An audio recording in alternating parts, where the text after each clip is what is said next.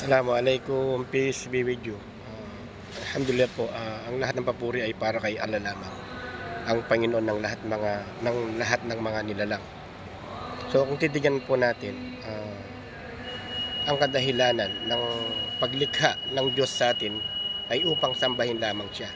Sabi niya sa banal na Quran, "Wa ma khalaqtul jinna wal insa illa liya'budun." At hindi ko nilikha ang mga engkanto at mga tao upang sila ay sumamba lamang sa akin.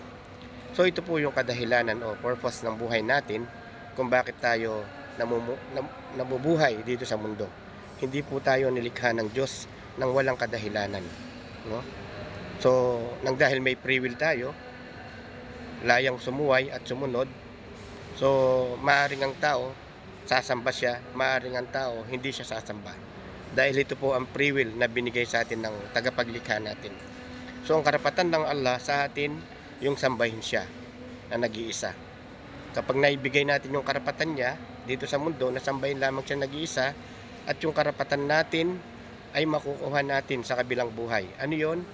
Yung karapatan natin na huwag niya tayong itapon sa naglalagablab na apoy ng impyerno. Yun po ang karapatan natin kay Allah subhanahu wa ta'ala.